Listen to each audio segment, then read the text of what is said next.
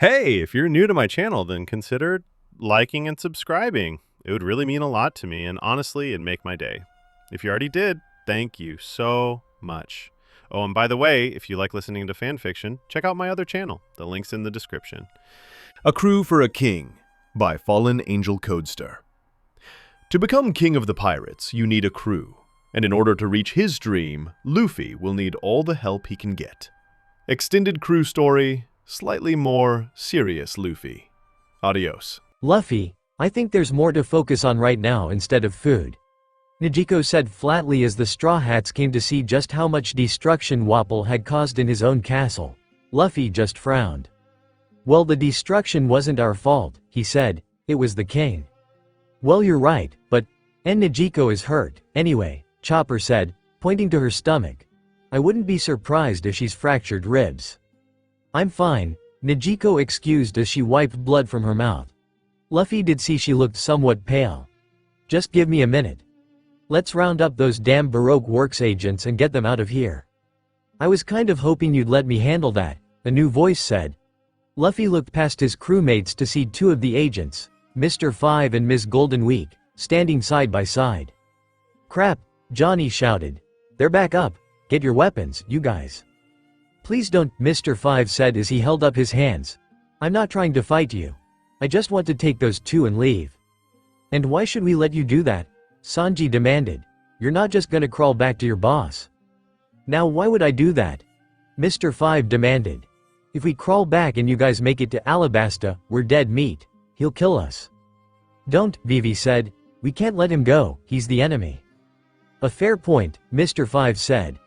I guess all I can say is to trust me. The crew fell silent at this, no one knowing what they had to say.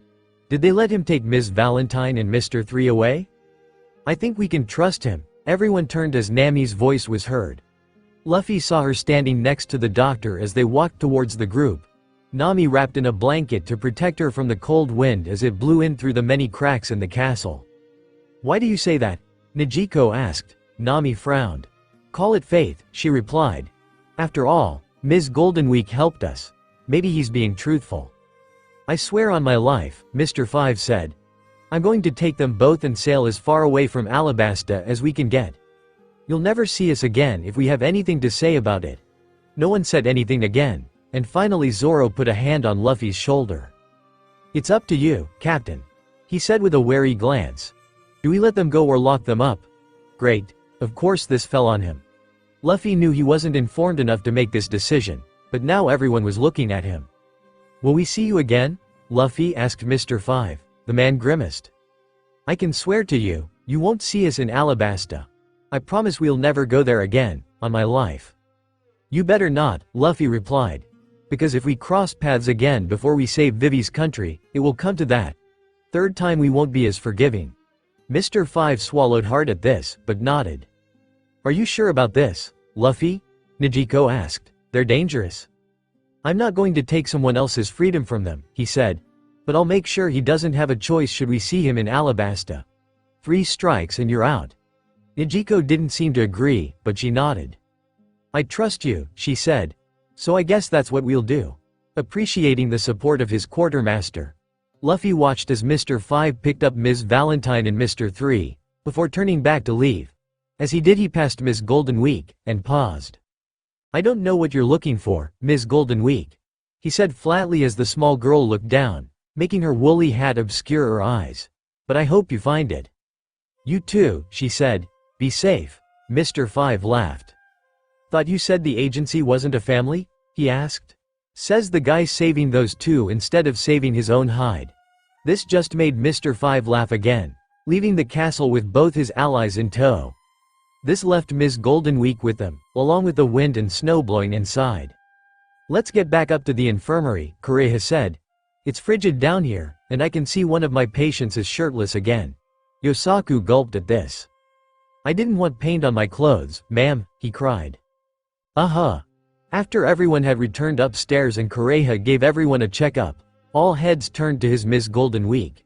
She'd been quiet while everyone's injuries got treated, just watching with keen interest. So, Luffy said as he turned to her, I heard you betrayed your friends to come with us. You heard right, she replied, biting into a cracker Chopper had brought her. "I'm willing to work with you guys."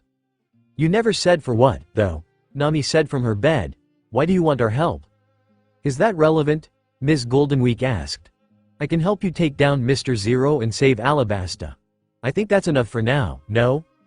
"Not a chance," Zoro replied. "You were oh so eager to betray those three who just left. Who's to say this isn't a trap to kill us?" Ms. Goldenweek pressed her lips together, looking irritated. "If we can't take down Mr. Zero, it doesn't matter what my motive is, because we'll all die in that god-forsaken country." This made Vivi growl almost instinctively. "So I'll tell you once the time comes." "Tell us now," Luffy replied sternly. "Or you can stay here." This seemed to surprise her, so Luffy continued. "Zoro's right that you could betray us at any time, so give us a reason if you have one." She started, perhaps trying to think of an excuse. Fine. I'll tell you."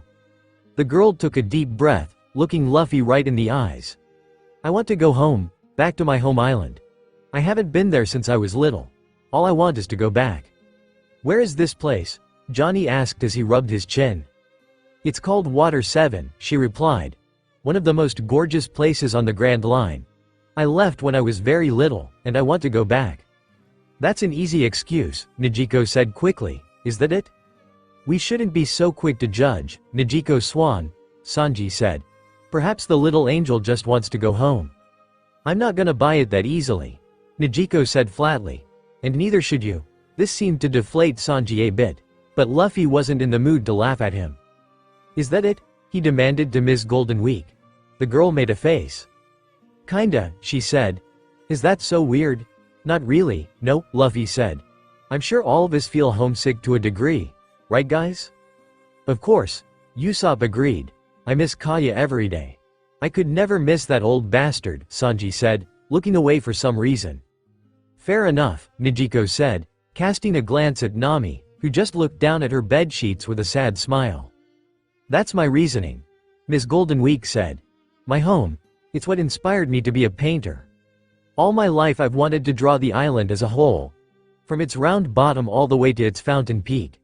But I've never gotten to see it in person since I was little." Hearing this, Luffy was far more inclined to accept her. She had a dream. Maybe one that was a tad easy to make come true, but a dream nonetheless. Luffy turned to see Nijiko walking up to him, pulling him aside and putting her head next to his. "We have no idea if we'll ever even cross Water 7. We have no idea if any of our logs will take us there. I'm sure we can find an eternal pose," Luffy replied. "Even if we did, are you doing to sidetrack your own dream for her?" Luffy made a face and looked back at Ms. Goldenweek. He knew Nijiko was right, but he also knew that they needed all the help they could get dealing with Crocodile. But could he really trust her? Sighing, Luffy came to a conclusion as everyone watched him. "She can come," he said. "Johnny, Yosaku." "Yes, big bro?" they asked in tandem. "Watch over her for me. Like guards. If she does anything suspicious, you report to Zoro, Nijiko or I, okay?" Both men looked shocked for a moment, neither say a word. Finally, as tears came from their eyes, they both jumped up happily. "Big bro Luffy is giving us an important task," Yosaku shouted. "We will complete it as best we can." "We won't fail you, big bro," Johnny agreed as he wiped at his eyes. Luffy laughed at the men's tears, their excited tears lightening the mood. "Guess that settles it," Sanji said. "Johnny, show me these up something." "Why yes sir, big bro Sanji," Johnny said through his tears, leaving to show the cook the way. "One more question," Luffy said as Ms. Goldenweek watched the two leave. "What's your name?" "Name?" she asked. "Your real one," Luffy clarified. "You know, not your code name. I don't feel like saying Ms. Goldenweek every time I call you." For a moment the girl paused, not answering. Finally, she smiled weakly. "Marianne," she said. "My name's Marianne." The Straw Hat cook, Sanji as Chopper learned his name was very proficient in the kitchen. Even with the small amount of food he was able to cook up a small feast for everyone. Luffy ate like his life depends on it, everyone else just taking what they could hide from the ravenous captain. Marianne mostly kept to herself, already under the watchful eye of the two swordsmen tasked with watching her. "I'm just eating, you weirdos," she said flatly. "We were told you watch you," Johnny said. And watch you we will, Yosaku added. Chopper couldn't help but laugh a bit at their intensity. They really didn't need to be so wild. I can't thank you all enough for your help, Dalton said, saying this as the crew was stuffing their mouths. To throw Wapol from this place, to save us. You didn't need to do that. I don't need to do anything, Luffy replied as he brandished a bone at Dalton. I did it 'cause I wanted to. Now eat before I eat it all. Actually, I'll eat it all anyway. Luffy made a grab for Dalton's food, who just watched him as he ate it. Chopper had no idea where the man kept all of that food, but if he had to guess, it probably had to do with Luffy's elasticity. Are you done? Nami asked from the door. Despite Doctorine's orders, the redhead was up and already dressed. We really need to get a move on, or else we may be too late. Don't you think we can rest a little, Nami? Luffy asked with a mouthful of food. No, moron. She said. Do you want to fail Vivi? Luffy didn't even need to look over at the woman to shake his head angrily. That's what I thought. Now, grab your stuff and let's go. Chopper watched as the pirates shuffled around the room, grabbing their belongings and making for the door. He made no move to join them, watching as they made for the door. He thought about Doctorine, and about Hiralik. Did Chopper really need to stay here? Was he really doing what the doctor would have wanted? Like Nejico had told him? Would staying here, and watching as his chance to see the world walked away? Are you coming or not? Luffy's voice came. Chopper looked up to see the whole crew waiting halfway through the door, all looking at him. Huh? He asked weakly. Luffy smiled as wide as the ocean as he gestured out the door. Are you gonna come with us? He asked. We know you want to, so come on. We need a doctor too, Nami said with a kind smile. You'd be a great addition. You people don't have a doctor? Marianne demanded. Silence, you. Yosaku said why too highly. I'm just talking, Marianne shouted. He said silence, Johnny repeated. Would you two shut up? Zoro demanded. The crew descended into chaos. All as Luffy and Chopper watched each other. Luffy seemed completely ignorant to the chaos, somehow, just watching Chopper. Was this a serious offer? No, it couldn't be. After all, they were human. He was. A monster. A reindeer. What did they have in common? Nothing, going with them was foolish. I can't, he finally said, raising his hooves. I have no reason to go. You guys are human, and I am a monster. It's not something that would work out. I appreciate how nice you've been to me and everything, but. Shut up and grab your stuff. Luffy shouted, startling Chopper. Nami said we're on the clock, remember? Let's go little bro, Johnny shouted, Yosaku up in arms as well. You know you want to, Nejico said. It'll be fun, Usopp said. Chopper watched as the crew tried to convince him to come. Little did they know, as tears welled up in Chopper's eyes, that he'd already made his decision. Hey, are you sure? He asked hopefully. Luffy laughed, the rest of the crew smirking. I'm not like you guys. Why would we not be? He asked. Let's go already. I thought I told you people to stay in bed, Kureha said as she saw the crew making for the exit. After the massive brawl, tons of people had come up to make sure she was okay. Much to her own chagrin. Of course, she'd set them right to work moving all of the rubble and fixing up the castle as best they could, so they were even now. Oh, and that other thing she wanted to do. The crew paused at the front door, looking at her. I thought I told you people to stay in bed, she said, the wounded members on the crew flinching a bit. Rebellious to the end, huh? None of them said anything. Chopper appearing from in the middle of the pack. Doctorine, he said. I came to tell you that I'm leaving with them. A lot of different emotions whirled around Kureha's head as he said this. Sadness, anger, and a ton others she couldn't really identify. But why did she feel that way? She'd encouraged the pirates to take him anyway. It was foolish to think that they wouldn't take her up on that after everything that had happened. Finally, she chuckled. Did you think I'd have some kind of overblown reaction? She asked, Chopper making a confused sound. How many times have I told you? I only looked after you because I felt like Hiralik would have smacked me had I not. You're free to go if you want. I'm not your mom. Harsh, Yosaku said aloud. Johnny smacking the back of his head. Kureha looked back at Chopper. Honestly, you could have left any time you could, she said. But I guess you never had a reason to do before, huh? Doctorine. I put your bag in the sleigh, she said, pointing behind herself to the door. I figured you'd be leaving, So you can take them down in that.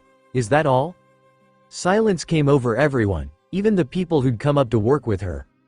Well, guess we should be going then, Luffy said. Thanks Doc, I promise we'll look after him. Little bro Chopper will be safe with us, Johnny shouted. As the crew dragged him away, Kureha knew Chopper was watching her. After a moment or two, she heard him sniffle. I'll miss you, he shouted, the crew stopping. Kureha didn't look. She refused to or else she'd cry. Thank you for everything you've done for me. Don't be foolish, Kureha replied. I don't want your thanks. If you're gonna go, go. Amid the silence she could hear the crew shuffling away, presumably leaving the castle. She didn't look until she couldn't hear them anymore, and Dalton walked up to her as she did so. Are you sure that was okay? He asked. You were pretty cold just now. I'm not a fan of sad goodbyes, she replied flatly as more footsteps could be heard. Besides, he's old enough now. It'll be okay if he's with those guys. You Dr. Kureha? Both of them turned as two people walked up to them, one holding a piece of paper on his hand. We need to show you this. What is it? Dalton asked. The paper was handed over to him, and Kureha looked over his shoulder to see. Monkey D. Luffy 30 million berries. Huh, Dalton said as they both examined the bounty. That's him all right. Yeah, one of the men who brought it to them agreed. It seems they're some of the bad ones. What should we do? Where did you get this? Dalton asked. The other man frowned. Well, it actually happened a few days ago, he said. This guy showed up here looking for the Blackbeard pirates. When we told him they weren't here anymore, he then asked if we'd seen that guy. He told us that if we saw him, that he wanted to meet up in Alabasta, where he'd be for 10 days or so. Do we chase after him? Don't bother, Kureha replied with a smirk. Chopper's in good hands. Those people aren't the bad ones, I can tell. Can you now? Dalton asked with a small smile. And how do you know that exactly? It's just a hunch, she replied. Now get back to work. The last thing we need is for Chopper not leaves. As everyone returned to work grabbing the cannons Wapol hadn't eaten, Kureha walked to the edge of the broken castle and looked outwards into the snow, smirking. Huh? She asked aloud. I didn't realize anyone still openly wore that name. Chopper's gotten himself into quite the mess, now hasn't he? That night, as the Straw Hat Pirates made their way back to their ship, something different occurred. Something that had never happened in all of the time this nameless kingdom on the Grand Line had existed. As the snow fell all over the island, an explosion could be heard from the castle of their former king.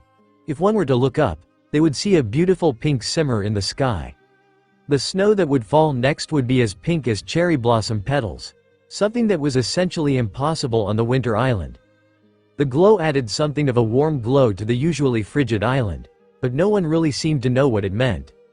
Although it could be said that, if you were close enough to a certain shore of this island, that you could hear a voice crying happily in the night. Crying as their father's dream was recognized. That he had not died in vain. That, for the first time, this island could see the pink of cherry blossoms. As usual, the second that the crew was out of danger the going merry descended into chaos. Luffy had a pair of chopsticks stuck in his nose and mouth, making his face stretch into an odd and uncomfortable looking position. This caused both Usopp and Chopper to fall into a fit of laughter, while Johnny and Yosaku did their best to hold the laughter in as they guarded Marianne, who looked stunned. Zoro had already fallen asleep. Nijiko watched with a bemused smile as Nami attacked Luffy for trying to get her to put chopsticks up her nose, and Vivi just laughed along as she caressed Kuru. Can we just focus for 2 seconds? Nami demanded as she ripped the chopsticks out of Luffy's nose. And get this out of your nose. But it's funny, Luffy countered angrily, glaring at her. Nami looked totally exasperated, and Vivi couldn't blame her. She seemed the only one trying to calm everyone down. Go on, give it a go, Chopper, Usopp encouraged, a pair of chopsticks in his hands as he goaded the reindeer on. Ahoy, idiots, Sanji shouted, re-emerging from the kitchen with 2 trays full of mugs. We've got to celebrate the additions to the crew. Gather round. As the crew scrambled for a drink, Vivi noted that Sanji purposefully grabbed several away and delivered them to the ladies, herself included. She could only assume, as she took hers, that he had added his own flair to theirs so it didn't taste as bad. As everyone got their drinks, Luffy stood atop a nearby barrel and cleared his throat. "Attention, you guys," he shouted, making everyone look over. "It's time we celebrate our brand new addition to the crew, Chopper. It's so good to have you." The reindeer blushed a deeper red than Vivi thought possible as everyone cheered his addition, opting to shove his head into his hat in embarrassment. Not to mention our new friend Marianne. There was considerable less excitement at this, but the pig-tailed girl didn't seem to be affected by it much. Vivi still wasn't a fan of trusting her, but she knew it had been Luffy's decision, not hers. Speaking of Marianne, Nami said before they could continue their celebrations. "What exactly is it do you know about Mr. Zero and his plan?" Marianne shifted a bit at this, looking uncomfortable. "I don't want to act like I know a whole lot," she replied, "because I'd be lying. That being said, I do know Mr. Zero's been in Alabasta for a long time. I know that he's behind the civil war there, in case you hadn't figured that out already." Vivi frowned and clenched her fists at this. So what she'd found out was true. He was at fault for that. "So Crocodile is behind it after all," Sanji said as he lit a cigarette. "Interesting." Marianne's face paled at this. "See Crocodile?" she asked weakly. "That's who you've been working for," Nami told her. "I guess the rumors that you guys didn't know your boss were true." Marianne swallowed hard, but nodded. "They were," she said. "Speaking of that, Mr. Z or Crocodile called us on Little Garden. He wanted us to meet with him in Alabasta, but that was because he assumed that we dealt with you guys. No thanks to Mr. 3, of course." Despite the venom in her words, Vivi noted the former agent seemed sad when she spoke of her former ally. "We may be able to use that." "How so?" Nijiko asked as she shed her winter jacket. "The other 3 are supposed to be with you, and they're nowhere to be found." Marianne nodded thoughtfully at this, rubbing at her chin. "Sorry, but what's going on?" Chopper asked, sounding lost. "Vivi's actually a princess," Yosaku said as he gestured to her and Kuru. "Her country's been at war with itself for a few years. Big baddie named Crocodile is in charge of it. We gotta take him out." "Even though I never knew my boss was one of the warlords," Marianne said, trailing off. "Warlord?" Chopper screeched. "I knew I recognized the name." "Don't make me remember," Usopp said grimly, looking despondent. "Who cares who he is?" Luffy said flatly. "He's gotten in the way, we take him down. Simple as that." "I admire your tenacity, Luffy," Vivi said with a weak smile. "It makes this a little easier for me." Kuru quacked, and Luffy laughed. "Kuru thinks so too," Chopper said. "He's glad Luffy is helping you guys." Silence fell on the Straw Hats, all of them staring at Chopper. "You can understand him?" Vivi asked incredulously. Chopper looked confused. "Well, yeah," he said. "I'm still an animal at heart, so I understand their speech." Kuru quacked and jumped to his feet with joy. Kuru seems glad someone can actually understand him too. There was more silence following this, before the crew erupted in glee again. "You really are the best, Chopper," Luffy said as he picked the reindeer up and twirled him around, the doctor overcome with embarrassment again. It's not like your approval means anything to me, asshole." Naturally, it all went to hell in the morning, again. "Let me ask one more time," Sanji said with an angry scowl on his face. "Did you or did you not eat all of our rations?" "No," Luffy replied immediately, face reminiscent of a small child lying through their teeth.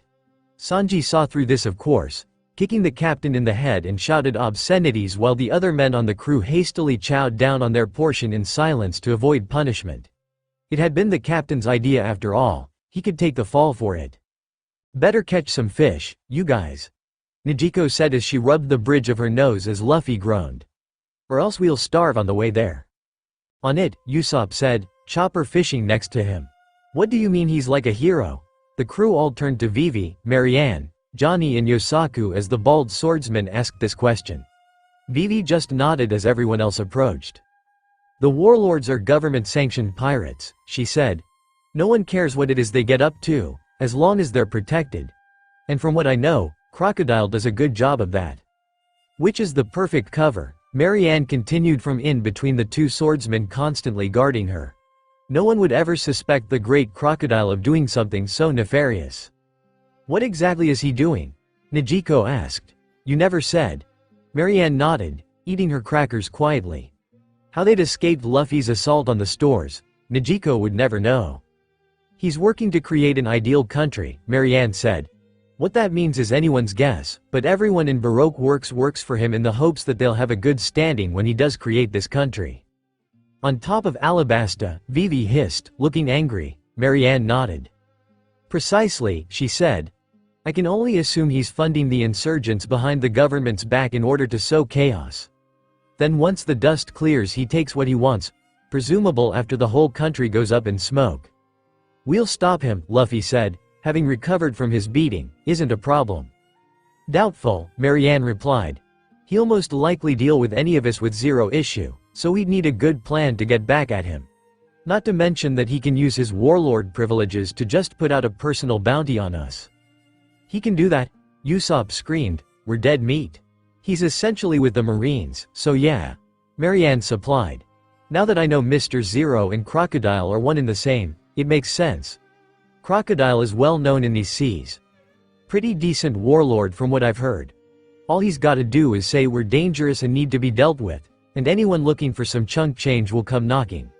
Not just Baroque works, either. I'm talking anyone who wants money. The only advantage we have right now is he thinks you lot are dead. Wait, what? Nami asked. Why does he think that? Marianne let out a soft chuckle. Part of Mr. Three's glorious plan, she said.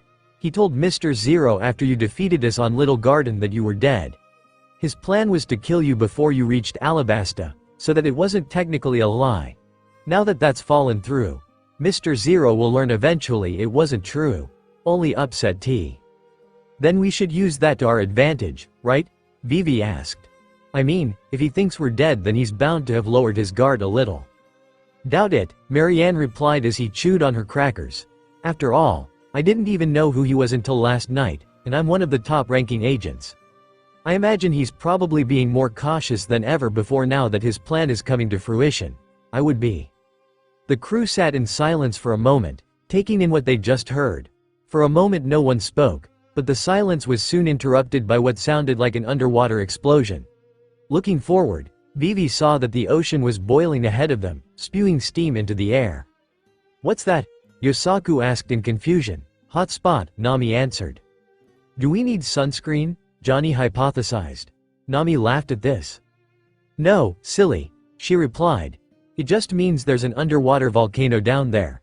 It's spewing up fresh magma and boiling the water. There are volcanoes underwater? Chopper asked incredulously. Yep, Nami said as the ship approached the hotspot. In a few million years, a new island will probably have formed here for the magma being spewed out. Cool, huh? Good thing we have our trusty geologist, Nijiko teased, punching Nami's shoulder lightly. Nami blushed a little. I made it a habit to learn all things about the ocean, she said pointedly. So of course I know about hot spots. Do we avoid it? Sanji asked. Nah, we'll be fine. Get back to work, we'll pass through it before you know it. And so they did. The crew returned to their positions as the Going Merry passed over the hot spot. The only thing it changed was the occasionally complaint that the steam was making someone sweat. That was, of course, until Luffy thought he hooked a fish for them.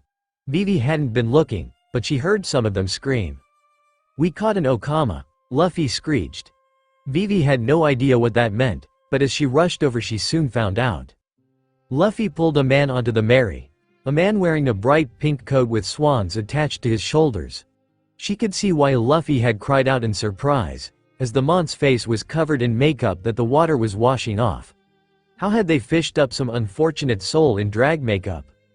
Thank you so much, the man shouted as they finally pulled him aboard. To think my life was saved by mere pirates. My life is in your debt. What the hell were you doing swimming, anyway? Nami demanded as he wiped at his face, which only screwed up his makeup more. Well, I wasn't planning on it, he said. I just ended up in the drink. And seeing as I cannot swim, it was very unfortunate. You can't? Luffy asked. Why's that? Why, because I ate a devil fruit, the man replied. This seemed to garner Luffy's interest. Ooh, he said, stars in his eyes. Which one did you eat? What can you do? The man laughed. Allow me to show you, he shouted. With this, he slammed an open palm into Luffy, which sent him flying back through a wall. Luffy, Zoro shouted, unsheathing his swords. How dare you hurt big bro, Johnny and Yosaku shouted, also unsheathing their swords. Vivi noted at this moment Marianne had disappeared. The man laughed. "Fear not," he announced. "It's all a part of the show. Watch this." Vivi watched in completely disbelief as the man brought the hand that struck Luffy up to his own face. And he changed into Luffy. "What the hell?" Luffy shouted as he reappeared from the cabin. "Just what the hell do you think you're—" "Whoa!" Luffy's anger immediately turned to glee as he saw what happened. "You're me? What is this?" The man just laughed. "You can call me Bon Clay," he replied. "I ate the clone fruit, and have gained the ability to take on the appearance of any man, woman or child. This includes their strengths and abilities, barring other devil fruit powers of course." With this, he ran a hand across the whole crew save for her, as she was watching from the railing above.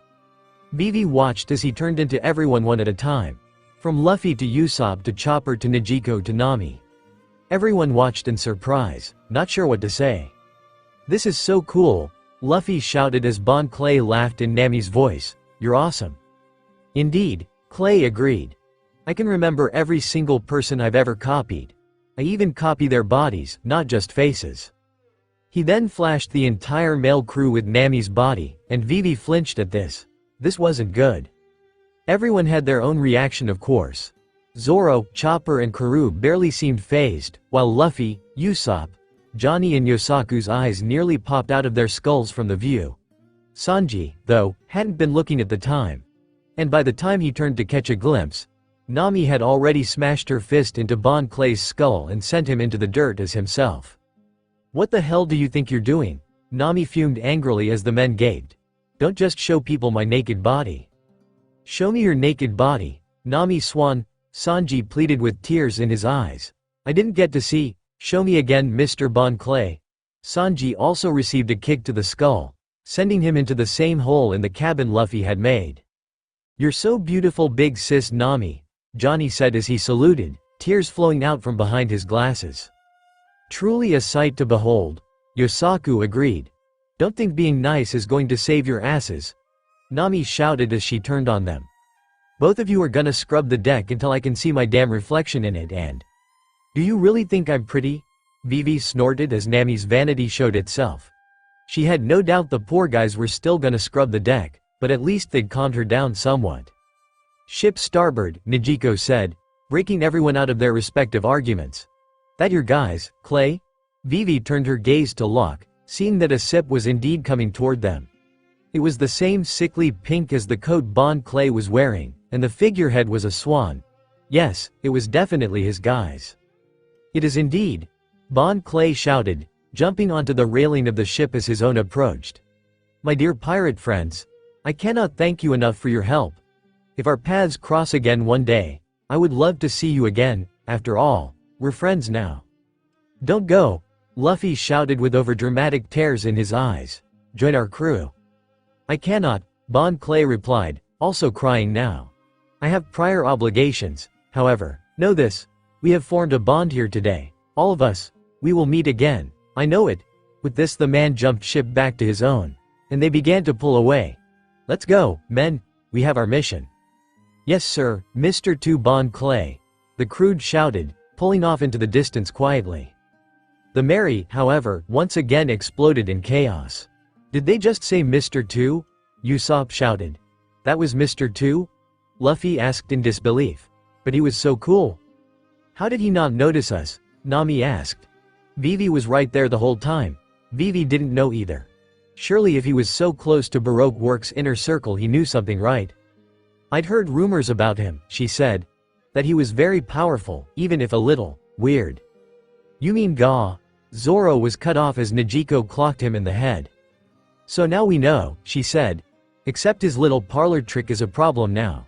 He got to touch all our faces." "So," Chopper asked. "It means he can turn into any one of us," Negico said. "If we aren't careful, he might trick us on the battlefield. Turn into Nami and find me, for example. I wouldn't be able to trust her. Him. Whatever. Point is that's not good." Negico Swan has a point, Sanji agreed. "Not unless we stick together at all times, we can't trust each other, and— Wait! Where's Marianne?" It was at this moment the rest of the crew noticed the former agent no longer anywhere on the deck. "She's gone," Yosaku screeched in surprise. We only looked away for a second.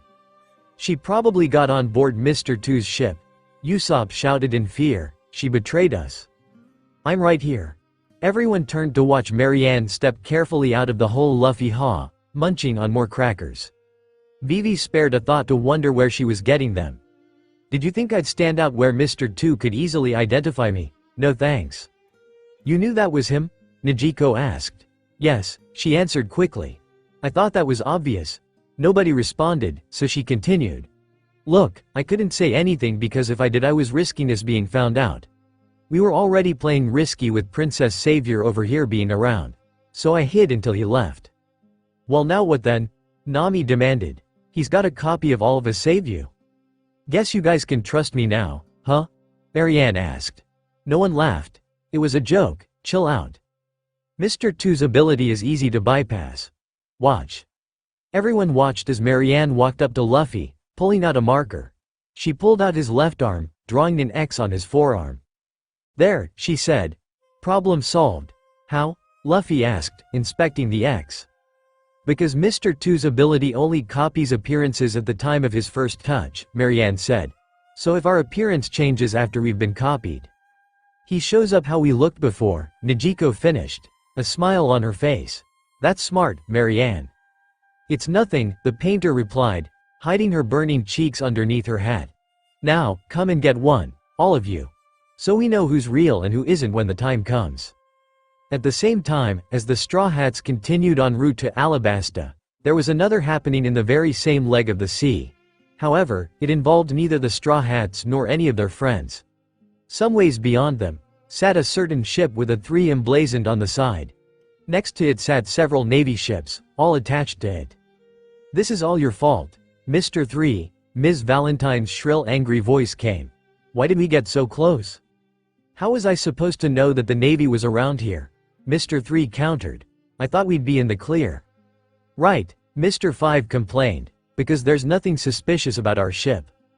Currently, the 3 former agents were tied to the mast of one of the Navy ships, seastone cuffs around all their wrists. It had happened in the blink of an eye, really. The ships had come close, and suddenly they were beset on by Marines. And they'd been cuffed. Taken captive, but by who? Who was the captain here? They soon got their answer as the cabin to one of the door opened. A massive man came out of the cabin, several cigars in his mouth. Ms. Valentine recognized him. He'd led the Marines in their charge. He walked up to them and knelt down before them. Let me guess, he said as his cigars stayed in his mouth, Baroque Works? Huh? Mr. 3 said. What do you mean? You're with Baroque Works, the captain clarified, aren't you? We have no idea what you're talking about, Mr. 5 replied. We were just on our way to. Cut the crap, the captain said as he grabbed Mr. 5's skull. You already got identified. No need to hide it. Identified? Ms. Valentine demanded. What moron incorrectly identified us? The captain chuckled, stepping aside for them to see. All 3 agents laid eyes on the cuffed Mr. 11, who chuckled weakly at them. Hiya guys, he said. Long time no see. Now, here's what's gonna happen. The captain said. You're gonna give me all the info on your little crime org, and then you'll help me take him down.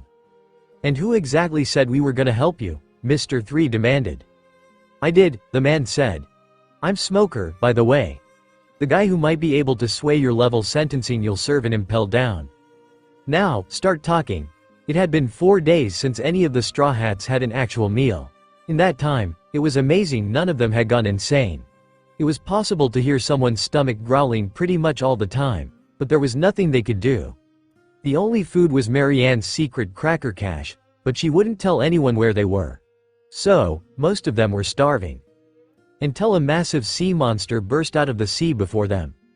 Yes, Johnny shouted. Our first meal in days. Kill that thing, Yosaku agreed. Make sure not to slice it up to bad. I want to try out all the cuts from that thing, Sanji shouted, a gun in his hand. Luffy was preparing to join his men before Vivi appeared, slamming her fists down on all 3 of them. Don't do anything stupid, she shouted. It's a sea cat. Looking up, Luffy noted that the creature did indeed resemble a cat. Its entire upper half was feline, while its bottom half was a fish. He watched, stomach roaring, as it disappeared into the sea.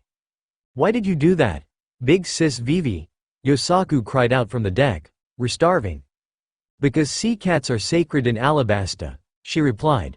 "I can't let you kill one." "Alabasta?" Luffy asked. "Does that mean we're close?" Nami finished for him, walking up to him. "We're still heading in the right direction, and judging from the stabilizing weather we've entered Alabasta territory." "Who cares?"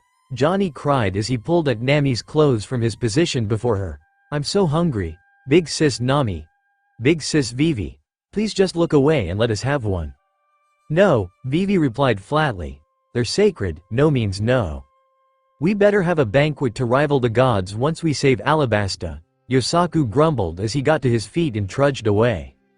"That does sound great," Luffy said as his mind filled with images of plated piled to the roof with meats. "How about we skip the whole save Alabasta step and go straight to that? We can eat once we get ashore," Vivi said. "I'm sure there will be restaurants we can go to." Luffy pouted, seriously wondering why none of the girls seemed as hungry as them.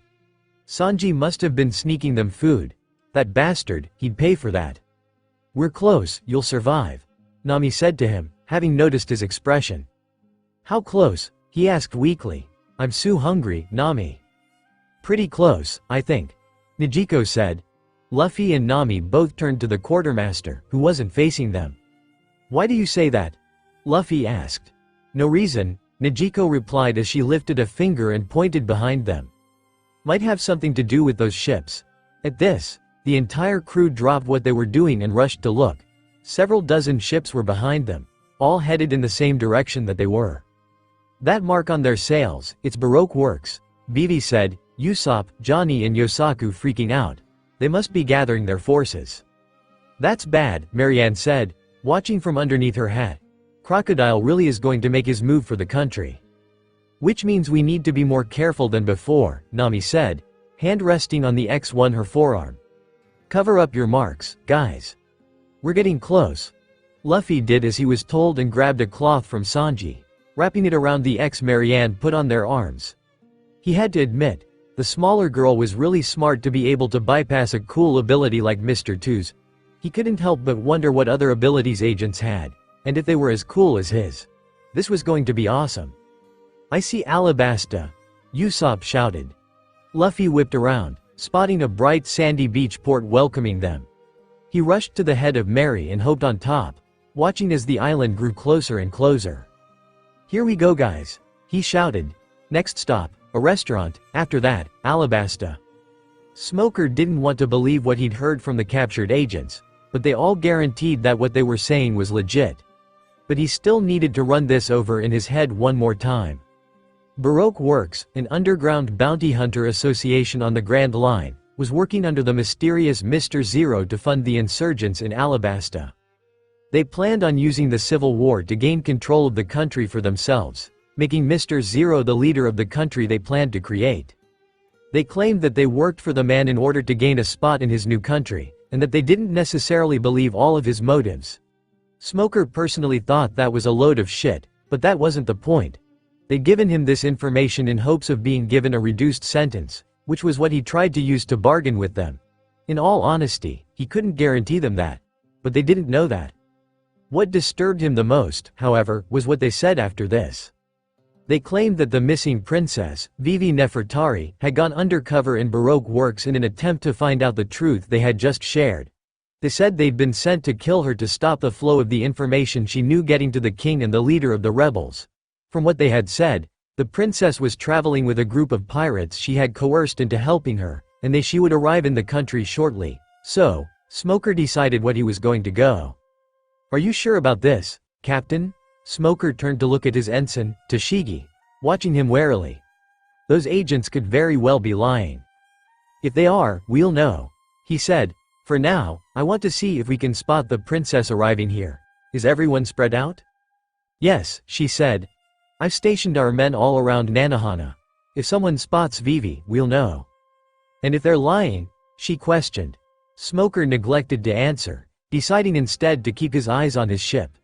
He didn't know much about Baroque Works, but he knew enough about underground organizations that if word got out those three and Mr. 11 had snitched, someone would come and try to cover it up.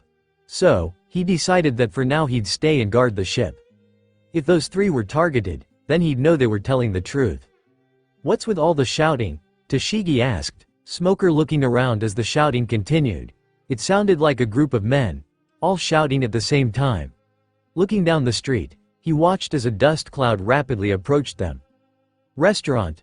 Where are you?" Smoker closed his eyes as the kicked-up dust consumed him and Tashigi, the man in question, blitzing past them.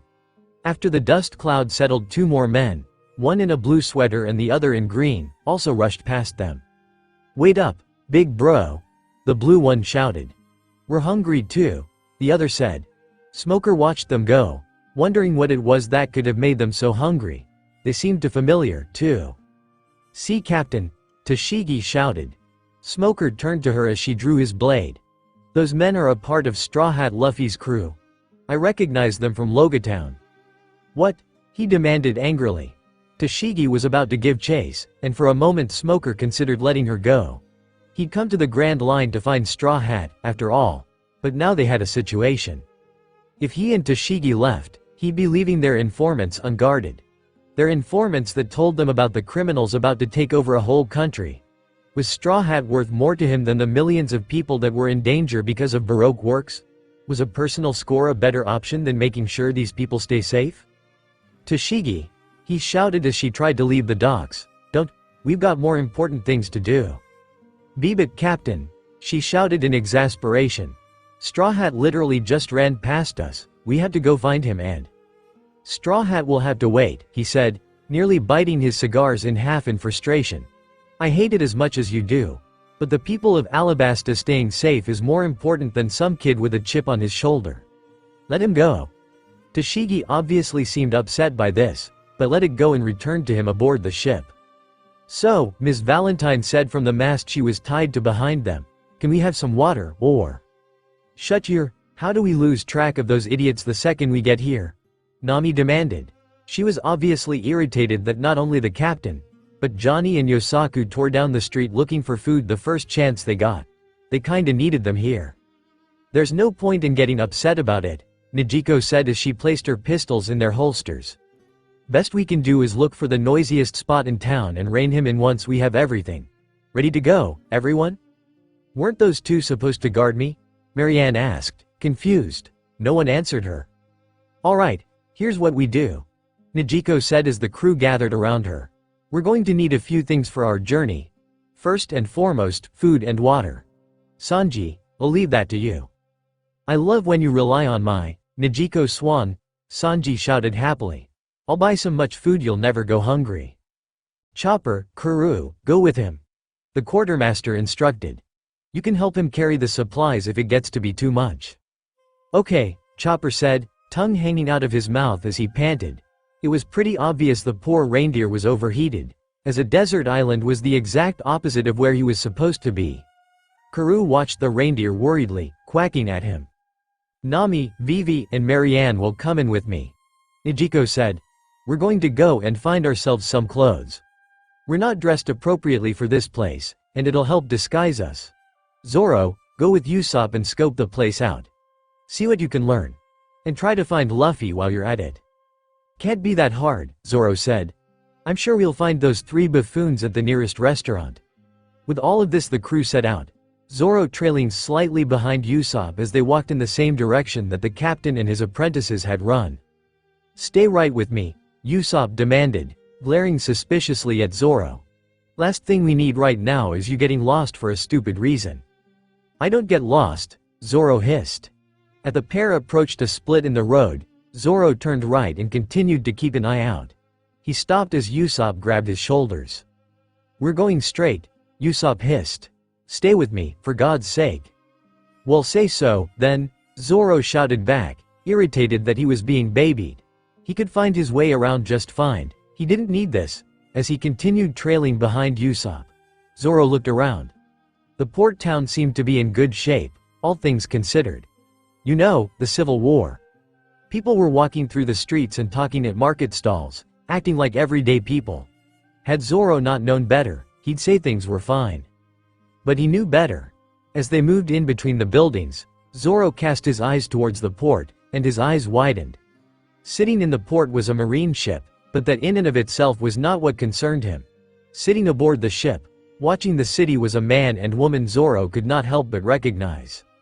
Captain Smoker and Toshigi from Logatown stood on lookout, having a conversation. Zoro quickly moved out of view, making absolutely certain Usopp was still ahead of him.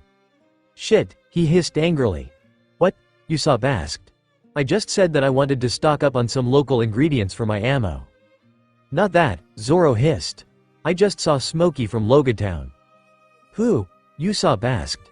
"Just know he's a marine from Logatown who tracked us here." Zoro replied. "We have to find those 3 knuckleheads and get the hell out of here, now." Usopp, now clearly inspired to get going, ran through the streets with Zoro in close pursuit. Before long the pair made it to a restaurant with the door blown in, and Zoro could hear massive amount of eating from inside. Running to the door, he peered inside and found his captain and pair of apprentices chowing down at the counter, everyone watching them in shock. Particularly, the man sitting next to Luffy. The man was wearing a sun hat on his head and no shirt, which Zoro figured kinda negated the hat's ability to prevent a sunburn. The black-haired man laughed as Luffy ate, slamming his fist onto his back. "You haven't changed a bit, Luffy," the man shouted, still as bottomless as ever. "Neither have you, Ace," Luffy replied with his mouth full. "It's so good to see you." "And it was nice to meet you, big bro Ace," Johnny shouted as he ate. Yosaku could only nod as he chowed down.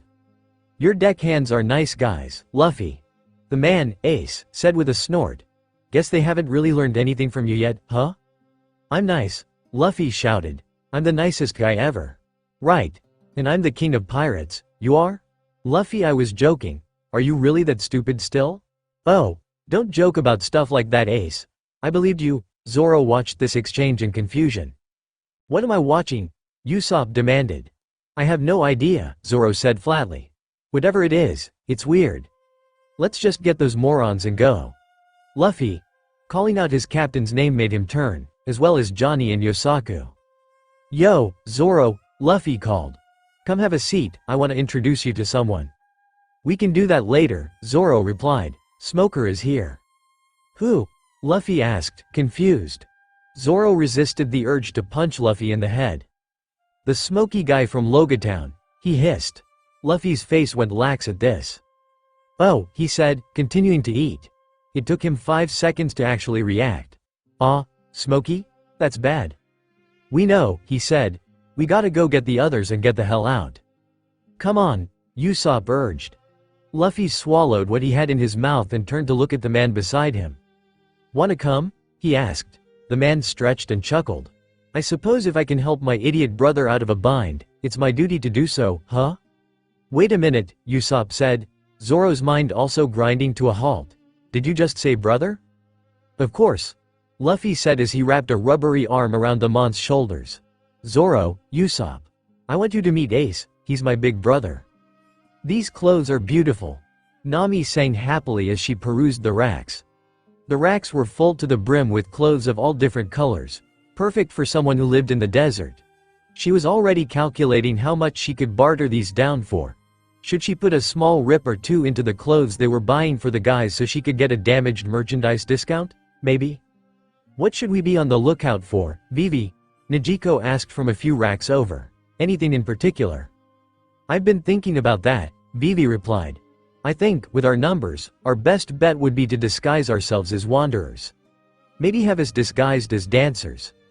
There was some nice outfits over here." "Are we sure that's a good idea with Love Cook on board?" Nijiko asked with a weak smile on her face. "We do need him focused on something other than us." "It would be for the best," Marianne added from the seat she was on nearby. "Alabasta has a lot of wanderers these days. We'd fit right in." Vivi seemed a little unsettled by these words, but she didn't voice her worries. Nami made a mental note to ask later. "Well, what did you have in mind?" she asked as she walked over. She inspected the clothes Vivi was suggesting and knew right away that Sanji would lose his mind.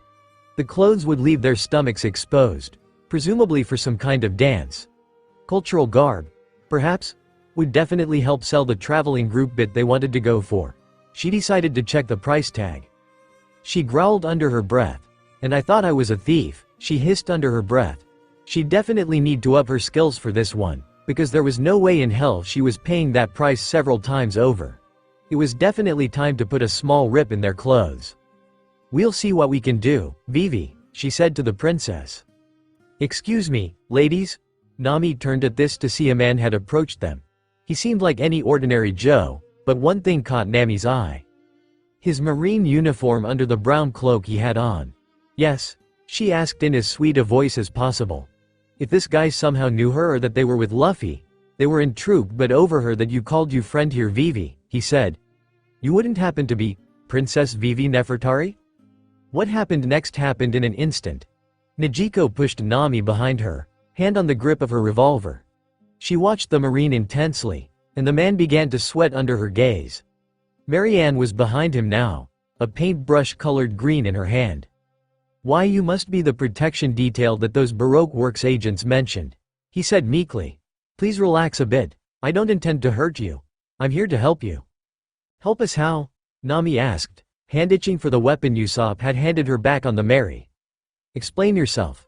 The man nodded, gulping. "I'm here with Captain Smoker of the Marines. We know about the plot to overthrow Alabasta.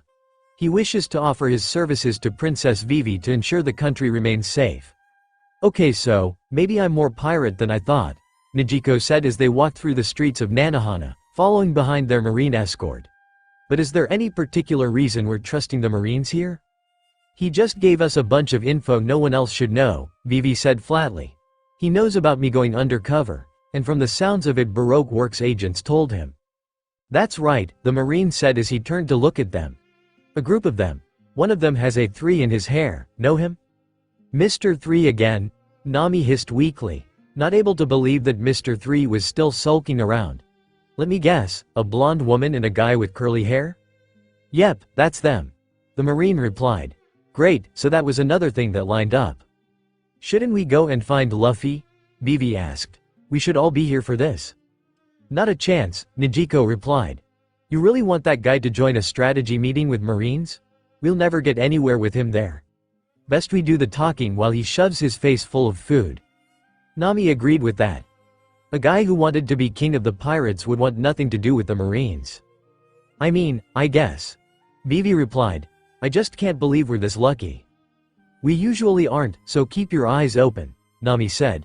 "Marianne is already going back to Mary, so we should be ready to go if need be." Marianne had opted to look for Luffy and the others, deciding that being called out as a member of Baroque Works by her former allies was too big of a risk. That made sense to Nami. After all, the last thing they needed was to lose an ally. After reaching the docks, Nami could see a Navy battleship docked. It was clearly the one that the Marine was heading to. As they got closer, Nami was a Marine up top on the ship with pure white hair and several cigars hanging out of his mouth. Didn't take a genius to see he was the one in charge. "Hold on a sec, you guys," Nijiko said, grabbing Nami by the collar of her shirt, Vivi getting grabbed as well. "This is bad." "Why?" Vivi asked. "I mean, aside from that you're a pirate trying to get help from the Marines." "I recognize that guy," Nijiko said, looking apprehensive. "Usopp and I saw him in Logatown when we saved Luffy from getting beheaded. He probably came here to find Luffy." "Shit, seriously?" Nami demanded. "Wait, Luffy almost got beheaded?" "Not important right now," Nijiko insisted. "Listen, right now we've got no reason to tell him that we're with Luffy. He never saw you or me, Nami, so he doesn't know we're with him. Keep it that way until we've secured an alliance, okay?" "I never planned on telling a soul I was associated with him anyway," Nami said in a joking manner, heart beating much quicker than before. She needed to stay calm and make sure they had this guy's help. As much as she hated to have to do it, they needed help. And help was the one thing the Marines were good at, generally, anyway. "Welcome aboard, Princess Vivi," the man said as they came on board the ship. "It's good to see you made it home in one piece." "I'm glad I got here too," Vivi said. "I'm sure I don't need to tell you how important it is that I make it to my father and the rebels." "Of course," the man said. "But formalities first. My name is Smoker, and this is my ensign Tashigi." He said this as he gestured to the woman with blue hair and glasses standing next to him. "We're very glad to have you on board our ship. And these ladies, I assume, are the escorts that the Baroque Works agents mentioned?" Yes. Vivi replied as she gestured to Nami and Najiko. This is Nami and Najiko, and yes, they are pirates. But I'd like to ask you to refrain from any attempted arrests until this crisis is over. We'll need their help. Smoker didn't seem too pleased by this proposition, but he nodded all the same. I'll abide by that, he said. But I can't imagine that it's only those two. It's not, Vivi assured him, but I still want you to keep your end of the bargain. And in return, I'll make sure that the pirates don't cause any trouble or steal anything. I suppose that'll have to do, Smoker said with a sigh. As much as I hate to admit it, I'll gladly work with pirates if it means we can save this country from ruin. So, what do you know? Tell us first, and we'll fill in the blanks. Vivi supplied. Smoker told them how they had captured the Baroque Works agents after intercepting a transponder snail call from them to their boss, and how the agents had ratted out the princess to him. He also mentioned how the agency planned on turning Alabasta into an ideal country under their boss, Mr. Zero. That's pretty much all we know, Smoker said. Care to fill in the blanks? Well, first things first, Vivi said. You should know that Mr. Zero is crocodile. This caused Smoker, Toshigi, and the other Marines to gape in surprise. Are you serious? Toshigi asked weakly. Vivi nodded. Sadly, yeah, she said. Alabasta's self-imposed savior is the one behind this mess. Smoker growled at this, glowering out at the city. I should have known better, he hissed. I knew that guy was fishy. I bet all those pirates he stopped over the years were people he hired to cause trouble. His complicates things. How could things possibly get more complicated? Nami asked. We have to fight a warlord of the sea and his army of idiots. Because the people of this country think he's a hero, Smoker replied. If what you said is true, we're not getting any help from anyone else. Hell, I'd be surprised if the rebels believe us. We don't need to tell them it's crocodile, do we? Nami asked. I mean, we can just tell them that the Civil War was manufactured by Baroque Works. Saying it's crocodile outright isn't necessary. Let's hope so, Smoker said. Now, what is it we need to do? What's first? Well, first we need to gather resources, Vivi replied. We have allies out doing that right now, and after that we can. Let the girls go, Smokey. Nami covered her eyes as something smashed into the deck of the ship, throwing dust and wood everywhere. What the hell was that? Toshigi called from somewhere. We're being attacked, a Marine shouted. As the smoke cleared, Nami could see what the problem was. And immediately wrapped her hands around Luffy's throat and began shaking him violently. What the hell is wrong with you? She demanded. You guys were in trouble, Luffy said, looking angry. Smokey has you. We were not captured, Najiko said, looking livid. We're discussing the Civil War problem. He's going to help us. Help us? Luffy asked. Smokey is Straw Hat Luffy? Nami released Luffy as Smoker reappeared from a cloud of smoke, looking livid as well. What are you doing here? You captured my navigator and my quartermaster, Luffy shot back, not to mention Vivi. We weren't captured, Najiko shouted as Marines rushed onto the deck and aimed their rifles at them. We were discussing working together. Get your filthy Navy hands off these beautiful ladies, Sanji's voice shouted, as he and the rest of the crew and a man Nami did not recognize forced their way on board. Big sis Nami, big sis Najiko, big sis Vivi, Yosaku shouted, blade already drawn. Are you okay? I'm sorry, I tried to tell them they had it wrong, Marianne shouted amid the chaos. Let's get these assholes out of here, Zoro said. Capture Straw Hat and his crew, Smoker shouted. Then we can help the princess. All of you, stop it. The deck fell dead silent as Vivi shouted at the top of her lungs, everyone looking over to her. Despite the chaos around her, the princess looked dead calm. Captain Smoker, she said as she turned to look at him. You promised me you would not attempt to arrest my pirate guards. As you can see, here they are. You neglected to mention that your guard was Straw Hat's crew, Smoker said. That man is worthy 30 million berries, wanted in the East Blue and Grand Line. All I did was go to Logatown, Luffy accused, pointing his finger angrily, and you decided to arrest me. I don't care what you. I was promised my guards were to get free passage, and if they can't then this deal has dissolved. Silence came over the deck, all eyes on Smoker. After a few seconds, he growled. Put your weapons down, men. He said. The country's people are more important than this new blood pirate.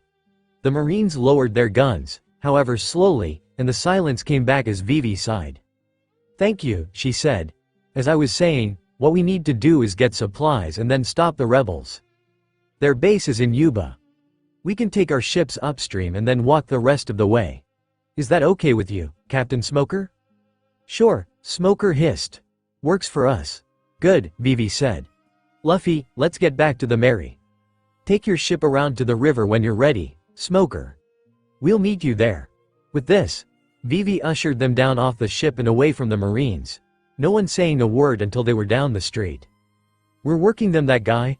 Johnny asked, gesturing back to the ship. "That seems kinda dangerous for us, no?"